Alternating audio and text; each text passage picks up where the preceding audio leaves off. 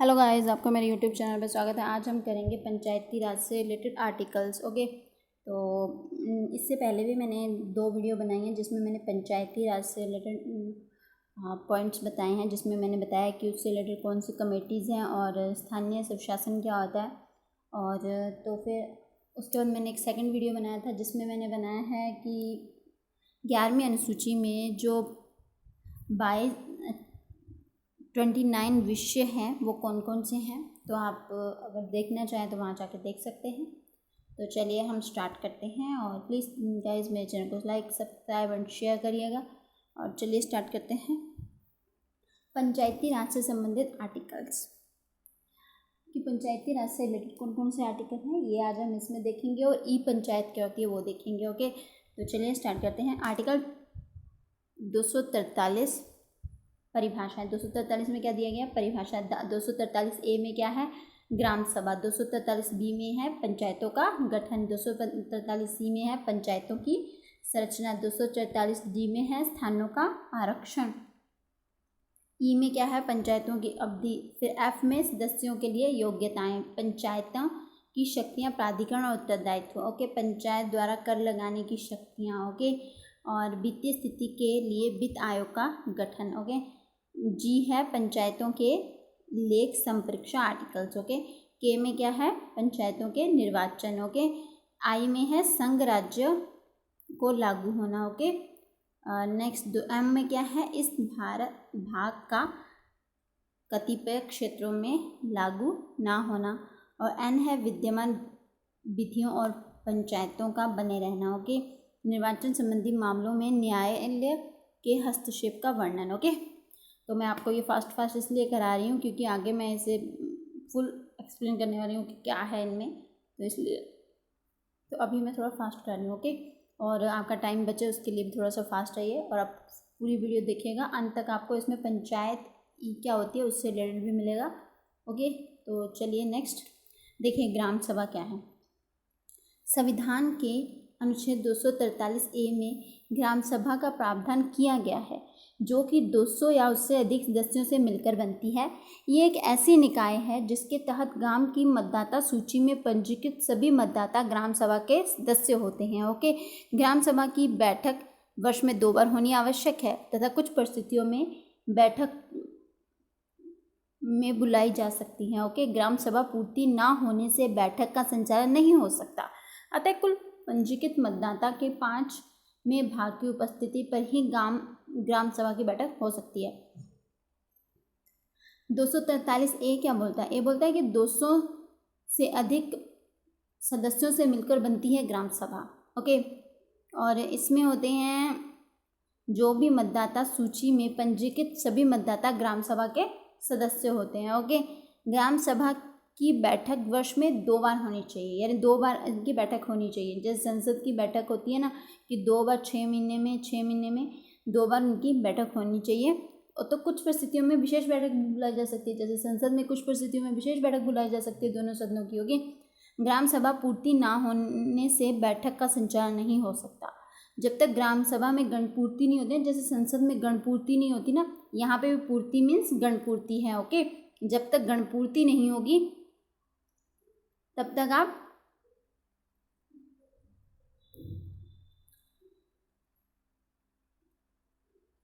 तक आप एक सेकेंड, ये है गणपूर्ति।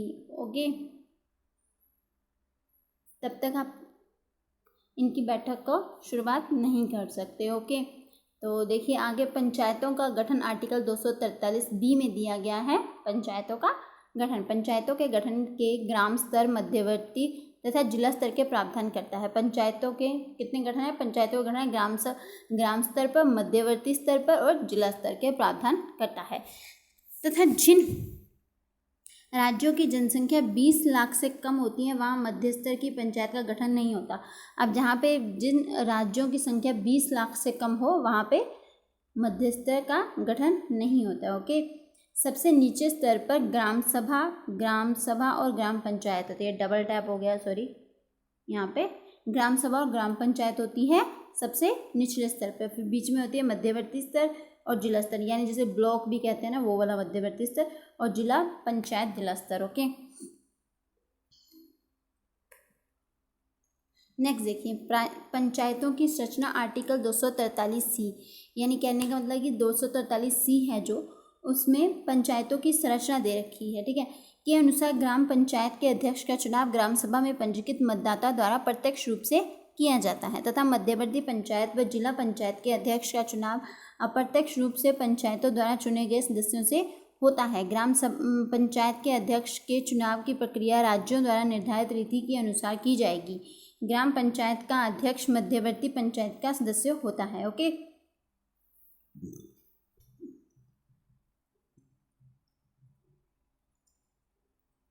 बोलने का मतलब ये है कि राज्य जो इसके लिए रीति बनाता है कि ग्राम पंचायतों के चुनाव कैसे होगा, क्या किस तरीके से होगा, वो सब किसका है, वो राज्य निर्धारित करता है और ग्राम पंचायतों को उसी प्रकार से कार्य करना पड़ता है। ओके, जहाँ मध्यवर्ती पंचायत नहीं है वहाँ जिला पंचायत का सदस्य होगा, जहाँ पे मध्यवर्ती पंचायत नहीं होती ना वहाँ जिला पंचायत का सदस्य होता है तथा मध्यवर्ती पंचायत का अध्यक्ष जिला पंचायत सदस्य होगा तथा उस क्षेत्र के सांसद व विधायक अपने क्षेत्र में मध्यवर्ती स्तर के सदस्य होते हैं तथा राज्यसभा और विधान परिषद के सदस्यों जहाँ वे पंजीकृत हैं उसी क्षेत्र की मध्यवर्ती पंचायत के सदस्य होंगे। अब जहाँ से वो पंजीकृत होते हैं उसी क्षेत्र के वो सदस्य होते हैं। ओके, जैसे राज्यसभा या विधानसभा के लिए भी चुनाव होते हैं ना, तो जो लोग इलेक्शन के लिए खड़े होते हैं वो उसी गांव के होने चाहिए, इस तरीके से कहा गया है। और देखिए उसी क्षेत्र के मध्यवर्ती पंचायत के सदस्य होंगे। पंचायत के अध्यक्ष सांसद को विधायक को पंचायतों में अधिवेशन में मत देने का अधिकार होता है, यानी पंचायतों के अगर अधिवेशन बुलाए जाते हैं 6-6 महीने के बाद, तो उनमें सांसद हों चाहे अध्यक्ष हों पंचायत के, उन सबको भी मत देने का अधिकार होता है। अब देखिए स्थानों का आरक्षण क्या बोलता है। 243D में स्थानों का आरक्षण के अनुसार प्रत्येक पंचायतों में अनुसूचित जातियों और जनजातियों के लिए स्थान आरक्षित होंगे तथा उनकी जनसंख्या के अनुपात में होंगे। अगर जनजातियों की जनसंख्या के 20% है तो स्थान भी 20% आरक्षित होंगे।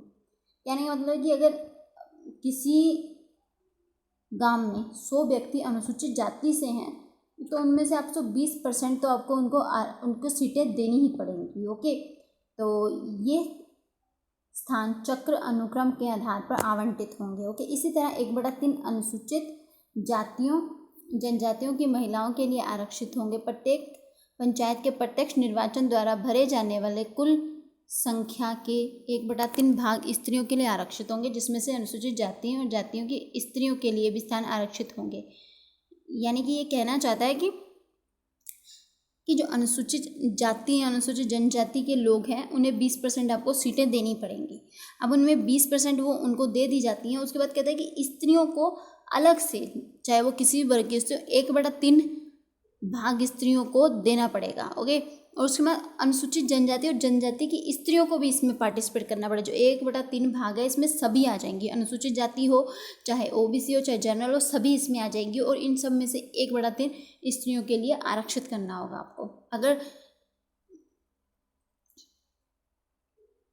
ठीक है, ओके, तो ये देखिए अब नेक्स्ट देखेंगे हम पॉइंट। देखिए ये आरक्षण चक्रानुक्रम में मिलेंगे तथा राज्य पिछड़े वर्ग के लिए किसी भी समय या पंचायत के अध्यक्ष के लिए आरक्षित स्थान आरक्षित कर सकेगा और अनुसूचित जातियों के लिए आरक्षण की कोई बात अरुणाचल प्रदेश में नहीं की गई है।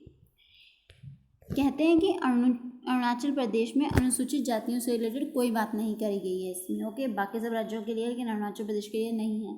अगस्त 2009 में केंद्र सरकार ने 50 आरक्षण देने की मंजूरी दे दी है कि अगस्त 2009 के बाद केंद्र सरकार ने बोला है कि 50% आरक्षण दिया जाएगा। ओके, अब देखिए पंचायतों का कार्यकाल संविधान के अनुच्छेद 243E में क्या है, पंचायतों का कार्यकाल है में पंचायतों का कार्यकाल की अवधि निर्धारित की गई है। प्रत्येक पंचायत अपनी प्रथम बैठक की तारीख से तक रहेगी तथा उससे समय से पहले भी भंग किया जा सकता है। ऐसी स्थिति में चुनाव 6 माह के अंदर करवाने ज़रूरी होंगे।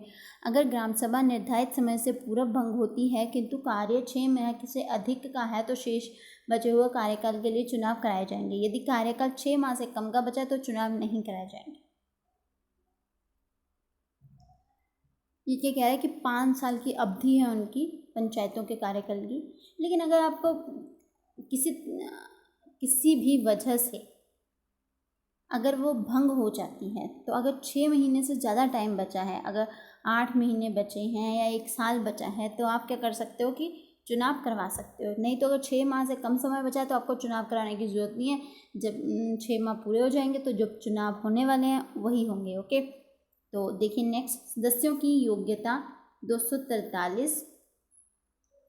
कोई भी व्यक्ति सदस्य के रूप में चुना जा सकता है यदि वो राज्य विधानमंडल के सदस्य के रूप में चुने जाने के लिए योग्य है, परंतु उसकी आयु अपेक्षा नहीं रखता है, क्योंकि नगर पालिकाओं के लिए 21 वर्ष आयु दी गई है और वहाँ पे 25, यानी कि बोलने का मतलब कि विधानमंडल में 25 वर्ष की आयु दी गई है। वहाँ का चुनाव लड़ने के लिए कितने वर्ष की आयु दी गई है? 25 वर्ष की। लेकिन पंचायत में ऐसा नहीं है, वहाँ पे 21 साल की दी गई है। ओके, और देखिए नेक्स्ट, पंचायतों की शक्तियाँ, प्राधिकार, उत्तरदायित्व 243 जी। राज्य का विधानमंडल विधि द्वारा पंचायतों को ऐसी शक्तियां प्रदान करेगा जो उन्हें प्रशासन के रूप में कार्य करने के लिए सक्षम बना सके, जिससे वे आर्थिक विकास और सामाजिक न्याय के लिए योजना बना सके और उन्हें क्रियान्वित कर सके, और इनके अनुसार 11वीं अनुसूची में वर्णित सभी कार्यों पंचायतों को क्रियान्वित कराना है। तो ये देखिए, जो भी 11वीं अनुसूची में जो 29 विषय दिए गए हैं वो 243 जी में बोला गया है कि पंचायतों की शक्ति तथा प्राधिकार उत्तरदायित्व, यानी कि वो उनको पूरे करवाने पड़ेंगे। ओके, उनके ऊपर वो कार्य करेंगे। ओके, कर लगाने की शक्ति एच में दी गई है। ओके, 243 में एच में क्या दिया गया है? कर लगाने की शक्ति। राज्य का विधानमंडल विधि द्वारा ऐसे शुल्क, पत्थर, कर संग्रह तथा विनियोजित करने का अधिकार दिया गया है तथा राज्य और केंद्र सरकार द्वारा विकास कार्यों के लिए आवंटित की गई राशियों को ऐसी नीतियों में जमा करने के लिए पंचायत निधि कोष का गठन किया गया है। यानी कि एक कोष का गठन किया गया है, निधि कोष का गठन किया गया है, जिसमें जो भी कर होते हैं उनको रखेंगे वो, और जो भी केंद्र सरकार या राज्य सरकार उन्हें राजस्व दे रही है, पैसे दे रही है, उनको वो उसमें जमा करके रखेंगे। ओके, अब नेक्स्ट देखिए पॉइंट, वित्तीय आयोग आर्टिकल 243 आई में क्या है? वित्त आयोग है पंचायत का।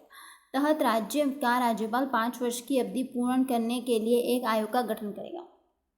अब जो पंचायतों में 5 वर्ष के लिए अवधि बनाई गई है वहाँ पे आयोग का गठन किया जाए, उनके लिए एक वित्त आयोग का गठन करेगा जो राज्यपाल को अपनी सिफारिशें देगा, जिसमें राज्यपाल विधानमंडल में रखवाएगा और जैसे राज्य द्वारा लगाए गए कर, पत्थर करों, वर्षों का पंचायत और राज्यों के मध्य वितरण पंचायतों को सौंपे जाने वाले कर के बारे में वित्तीय स्थिति सुधारने के लिए क्या आवश्यक है, उपाय हैं, अन्य ऐसे विषयों को राज्यपाल निर्धारित करता है। राज्यपाल एक वित्त आयोग बनाता है, वो उसको सिफारिश करते हैं कि इस पंचायत को ये ज़रूरत है, इस पंचायत का ये अच्छा है, इनको ये ज़रूरत नहीं है, तो उसके अकॉर्डिंगली राज्यपाल उस प्रस्ताव को विधानमंडल में रखता है। ओके, और वहाँ से वो निर्धारित करते हैं कि अब इन्हें कितने पैसे दिए जाने चाहिए और इनको या कहाँ पे यूज़ करने हैं, क्या करना है, उनका क्या नहीं करना है। ओके, जिससे वित्तीय सुधार बढ़ सके और पंचायतें डेवलप हो सके, ऐसे कार्य किए जाते हैं वित्त आयोग के द्वारा। अब देखिए 243 के पंचायतों के लिए निर्वाचन। अब पंचायतों का निर्वाचन आता है। पंचायतों के लिए कराए जाने वाले चुनाव के लिए एक राज्य निर्वाचन आयोग होगा जिनकी नियुक्ति राज्यपाल द्वारा की जाएगी। ओके, ये आयोग पंचायत के लिए चुनाव का एक पर्यवेक्षण, एक्शन, निर्देशन, नियंत्रण करेगा। राज्य निर्वाचन आयुक्त की सेवा शर्तें ऐसी होंगी जो राज्य का राज्यपाल निर्धारित करेगा। अब ये कहता है कि राज्य का एक राज्य निर्वाचन आयोग बनाया जाएगा। जैसे सेंटर में चुनाव आयोग है जो कि सेंटर के चुनाव करवाता है, तो राज्य में एक राज्य आयोग बनाया जाएगा जो पंचायतों के चुनाव कराएगा। ओके, और इसकी नियुक्ति राज्यपाल के द्वारा करी जाएगी और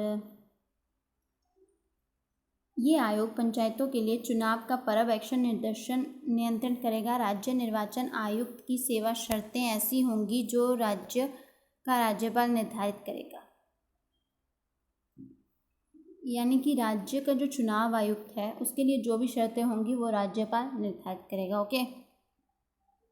तथा नियुक्ति के बाद सेवा शर्तों में कोई और लाभकारी परिवर्तन नहीं किया जाएगा। और नियुक्ति अगर हो जाती है, जब नियुक्ति कर दी जाती है तो उसके बाद कोई भी उसमें अपने लाभ के लिए परिवर्तन नहीं कर सकते आप उसमें। ओके। राज्य निर्वाचन आयुक्त को साबित कदाचार के आधार पर ही हटाया जा सकता है तथा हटाने के लिए उच्च न्यायालय के न्यायाधीश को हटाने की जैसी विधि अपनानी होती है। जैसे सेंटर में चुनाव आयोग है, अगर उसके मुख्य अध्यक्ष को हटाना है, जो उसका मुख्य सचिव होता है उसे हटाना है, तो उसे उस तरीके से हटाया जा सकता है जैसे आप सुप्रीम कोर्ट के जज को हटा सकते हैं। अब यहाँ क्या बोला है, यहाँ बोला है कि निर्वाचन आयुक्त को आप किस तरीके से हटा सकते हैं, जैसे उच्च न्यायालय के जज को हटा सकते हैं, उसी प्रकार निर्वाचन आयोग के अध्यक्ष को हटा सकते हैं। ओके। अब देखिए 73 में निर्धारित अधिनियम लागू होने की तारीख 24 अप्रैल 1993 में के 1 वर्ष के अंदर सभी राज्यों को नई पंचायत राज्य प्रणाली को अपनाना होगा तथा पहले से बनी हुई पंचायतें अपना कार्यकाल समाप्त तक रहेंगी, राज्य द्वारा भंग नहीं किया जा सकता। यानी कि जब 77वां संविधान संशोधन आया 1992 में से लाया गया और 1993 में ये पास हो गया, तो उन्होंने निर्धारित किया कि अब जो 1 साल के अंदर आने वाले 1 साल में सब राज्य अपने लिए पंचायत का निर्माण करेंगे। और उन्होंने बोला कि जहाँ पे पंचायतें हैं वो अपना कार्यकाल भंग नहीं करेंगे। जैसे आपको पता है कि राजस्थान में तो पंचायतें शुरू हो गई थी 2 अक्टूबर को ही शुरू हो गई थी 1959 में, तो 1959 में शुरू हो गई थी वहाँ पे, तो उनको भंग नहीं किया जाएगा। अब वहाँ पे शुरू होगी तो उनको चलने दो, वो अपने कार्यकाल ख़त्म करेंगी, उसके बाद हमारे अकॉर्डिंगली चलेंगी। ओके। तो ये देखिए अब नेक्स्ट देखेंगे पंचायत के लिए अनिवार्य कार्य। अब देखेंगे हम कि पंचायत के अनिवार्य कार्य क्या हैं। ओके। क्या है, पेयजल की व्यवस्था करना, नालियों की व्यवस्था करना, सड़कों की व्यवस्था करना, सार्वजनिक स्थानों की व्यवस्था करना, गांव की विकास के कार्य को सहयोग प्रदान करना, प्राथमिक माध्यमिक शिक्षा प्रबंधन करना, महिलाओं के कल्याण से जुड़े प्रबंधन करना, बच्चों के कल्याण से जुड़े कार्य करना, लोक व्यवस्था में सरकार की सहायता प्रदान करना। ओके। ये सब किसके कार्य हैं, पंचायतों के लिए अनिवार्य कार्य है। पंचायतों के विकास के कार्य, पंचायत के आर्थिक विकास से जुड़े कार्यों को 11वीं अनुसूची में वर्णित किया गया है। अगर गाइज आपको नहीं पता है कि कौन कौन से विषय हैं इसमें, तो आप 11वीं अनुसूची में जाके ये मेरी एक वीडियो है उसमें 11वीं अनुसूची में जो भी 29 विषय दिए गए हैं पंचायत के, वो मैंने सब बताया वहाँ पे, आप वो देख सकते हैं जाके। Okay guys. तो चलिए नेक्स्ट पॉइंट, भूमि सुधार कानून का क्रियान्वयन करना और सिंचाई का प्रबंधन करना, लघु और कुटीर उद्योगों का विकास करना, तकनीकी प्रशिक्षण एवं व्यावसायिक प्रशिक्षण करना, ये सब किसके कार्य हैं, पंचायत के। सार्वजनिक वितरण प्रणाली में सहायता करना। ग्राम पंचायत निधि कोष, प्रत्येक ग्राम पंचायत के लिए एक कोष होता है जो पंचायत के आय व्यय का लेखा होता है। इसका संचालन ग्राम प्रधान तथा पंचायत विकास अधिकारी के माध्यम से होता है। यानी कि ग्राम पंचायत निधि कोष होता है जो कि आय व्यय का काम, जिसमें लेखा जोखा जो भी है वो रखते हैं, और ये ग्राम सभा का प्रधान इसे देखता है या फिर पंचायत विकास अधिकारी देखता है। जो पंचायत का विकास अधिकारी होता है वो इसको देखता है। अब देखिए नेक्स्ट पॉइंट, ग्राम पंचायत के प्रमुख को पद से हटाने की प्रक्रिया। ग्राम पंचायत के प्रमुख को कार्यकाल पूरा होने से पहले हटाया जा सकता है अविश्वास प्रस्ताव द्वारा, जिसमें ग्राम सभा के आधे से ज़्यादा सदस्यों के हस्ताक्षर होने होते हैं तथा पद से हटाने के कारण का उल्लेख कर आवेदन को जिला पंचायत अधिकारी के समक्ष प्रस्तुत करना है। यानी आपको अगर उसे हटाना है तो अविश्वास का प्रस्ताव लाइए और ग्राम सभा के आधे सदस्यों से ज़्यादा हस्ताक्षर होने चाहिए। जितने भी सदस्य होंगे ना ग्राम सभा के, उनके आधे से ज़्यादा सदस्यों के हस्ताक्षर होने चाहिए। फिर पंचायत अधिकारी के समक्ष, जिला पंचायत अधिकारी के समक्ष उसे प्रस्तुत कर दिया जाता है।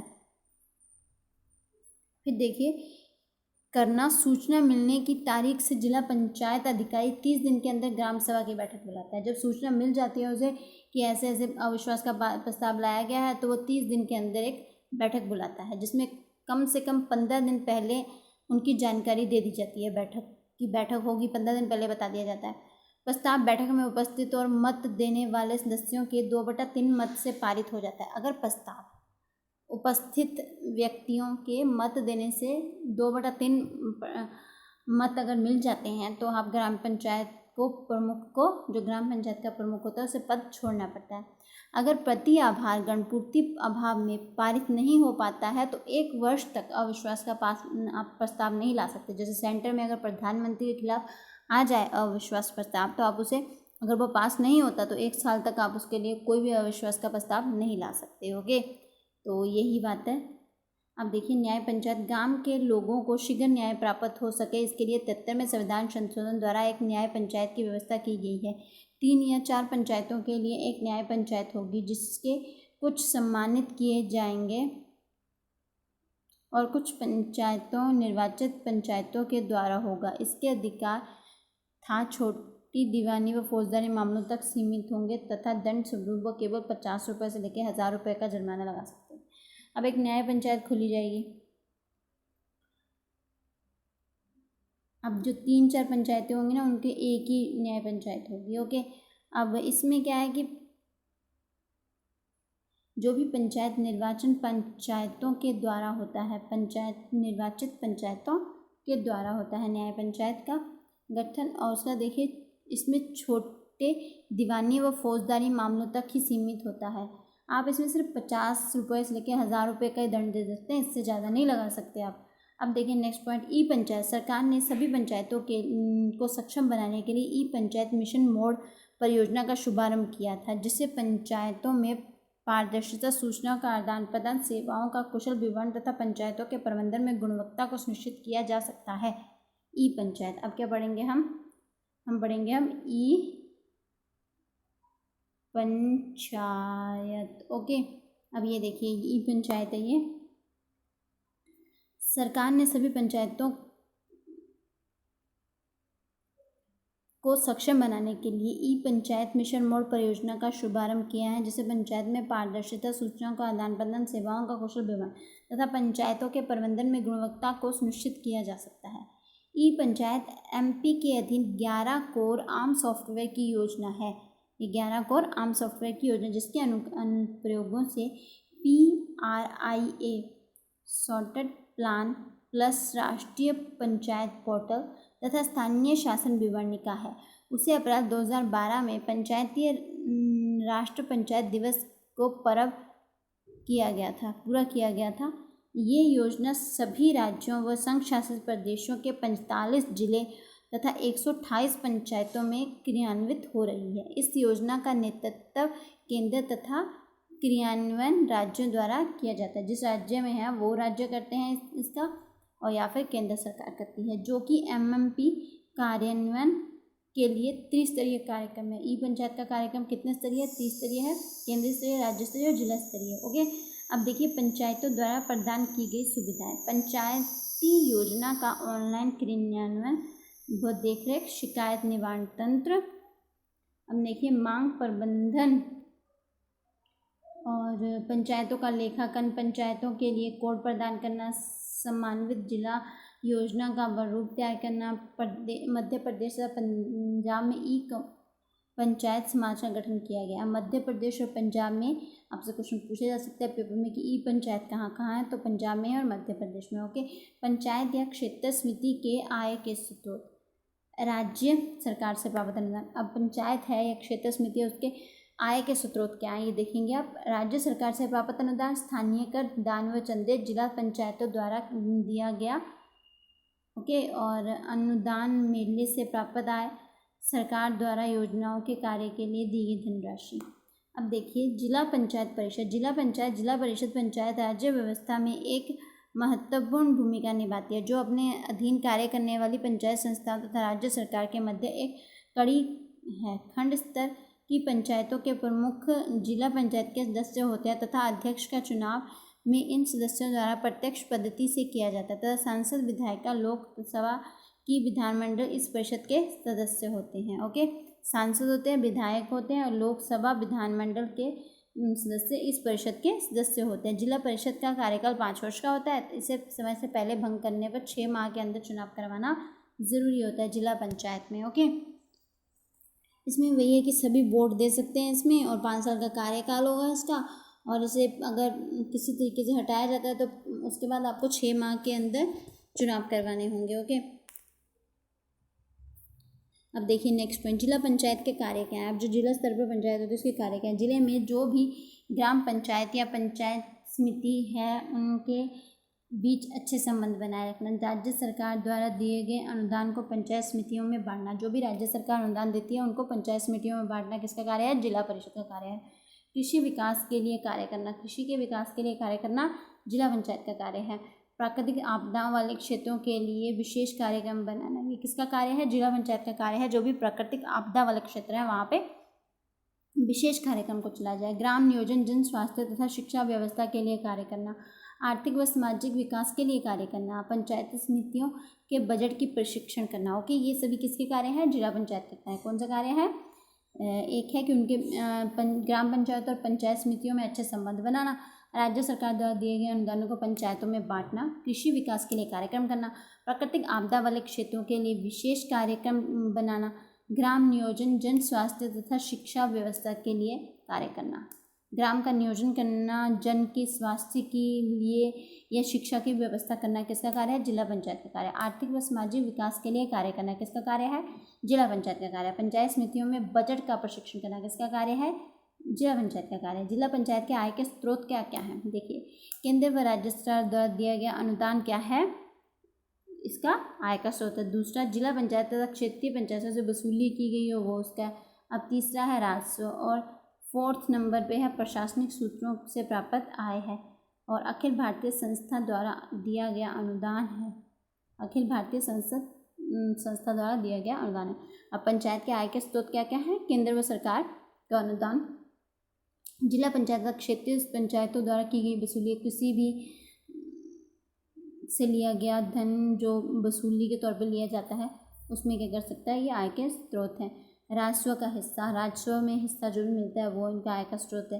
प्रशासनिक सूत्रों से प्राप्त आय, अब जो भी प्रशासनिक सूत्रों से प्राप्त आय होती है इनकी वो भी इनको मिलती है। यानी कोई दान दे दे किस तरीके से या कुछ प्रशासनिक ऐसे मिल जाए उन्हें पैसे कहीं से भी, तो वो सब किससे होते हैं, जिला पंचायत के होते हैं। अखिल भारतीय संस्था द्वारा दिया गया अनुदान, अब जो अखिल भारतीय संस्था है उसके द्वारा दिया गया अनुदान भी जिला पंचायत के स्रोत होते हैं। ओके, तो गाइज आज हमने पढ़ा है देखिए आज हमने पढ़ा है ये जिला पंचायत व परिषद और पंचायतों द्वारा किए गए जो भी आर्टिकल्स हैं वो पढ़े हैं, और ई पंचायत पढ़ी है हमने, आज पढ़ी है ई पंचायत।